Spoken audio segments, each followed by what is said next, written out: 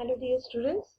In previous video we have learned about the definition of biological oxygen demand, its determination and definition of chemical oxygen demand. So in today's video we will be learning how to determine the chemical oxygen demand. So before we move on to the experimental part, so let us once again revise the definition of chemical oxygen demand. So chemical oxygen demand can be defined as it is the amount of oxygen that is required to oxidize the total organic load including biodegradable as well as non-biodegradable organic matter by using the strong oxidizing agent, that is the standard potassium dichromate solution in the acidic medium. Now let us start with its principle, how to determine the chemical oxygen demand. So before that we must know its principle. So here in this experiment the wastewater sample of known quantities reflects with known quantity of potassium dichromate in the acidic medium along with the catalyst, that is silver sulfate, and mercuric sulfate. The addition of mercuric sulfate is carried out to avoid the interference of chloride ions. So all these four reactants, they are made to undergo reaction. So under the reflex condition, nothing but using the water condenser and heated for 2 hours. So thus potassium dichromate will be utilized in the oxidation of the total organic content of the water sample. And then how much potassium dichromate is not consumed can be calculated by titrating against ferrous ammonium sulfate. And if we can know amount of potassium dichromate, how much it is been consumed, which gives us the COD of the wastewater sample or the sewage sample or the industrial effluent. So for finding out how much potassium dichromate is consumed, we need to carry out 2 titration like how we did in biological oxygen demand. Blank titration and back titration we need to carry out, and then taking the difference in the blank and back titration we can able to find out the amount of potassium dichromate consumed for the titration, and from that COD can be calculated. So let us study the procedure of this experiment. So first let us start with the back titration. Back titration, we need to take the waste water sample or the industrial effluent or the sewage water sample, so whose COD analysis we need to carry out in the round bottom flask. Then to that 1 gram of mercuric sulfate, then silver sulfate reagents are added, and to the same we need to add potassium dichromate of known quantity in the acidic medium, that is sulfuric acid is used as the to maintain the acidic condition. Then the round bottom flask is fixed to this water condenser, so wherein one part, so there is a rubber pipe, so through which the water is circulated.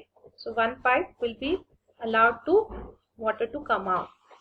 So there is continuous passage of water into this condenser so that whatever the vapors will come out, since we need to use the heat for this experiment.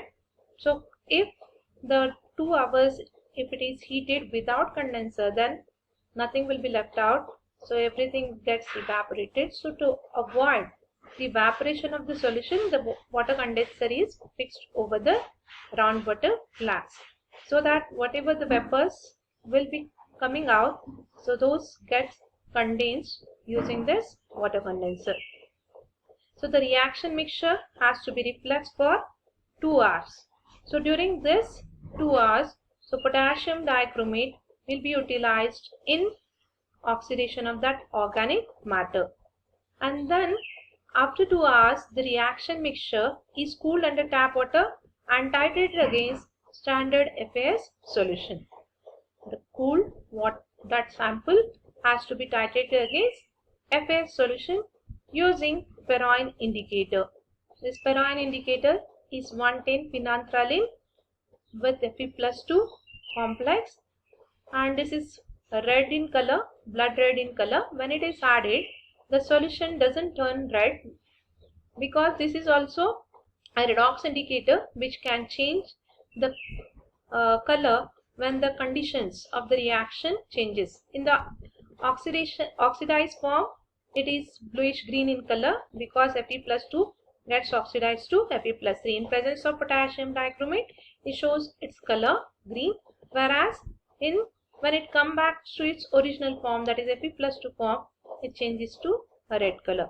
So thus we need to titrate the reaction mixture against FAS solution by using Ferroin indicator till the color changes from bluish green to reddish brown.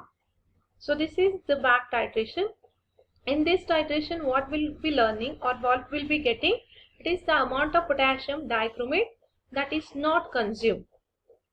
How to get how much amount of potassium dichromate is consumed during the titration. For that, we need to go ahead with the blank titration, and this blank titration is nothing but follow the same procedure, but instead of sewage or the wastewater sample, what you have to take? You have to take distilled water which doesn't contain any organic matter. Following the similar procedure as above, we can calculate the blank titration reading, and from these two titration readings, what we'll observe, we can calculate the COD of the sample from these observations. That we must know how much volume of sample is been taken, how much FAS is used for the back titration, this is sewage water sample, how much FAS is used for the blank titration, what's the normality of FAS is, then and this amount of potassium dichromate consumed can be calculated by subtracting A from B, that is the blank titration minus back titration. So by substituting these values in this formula, that is COD of the sample is equal to N normality of FAS into B minus A into 8 into 1000 divided by B, we can able to calculate what is the COD of the sample.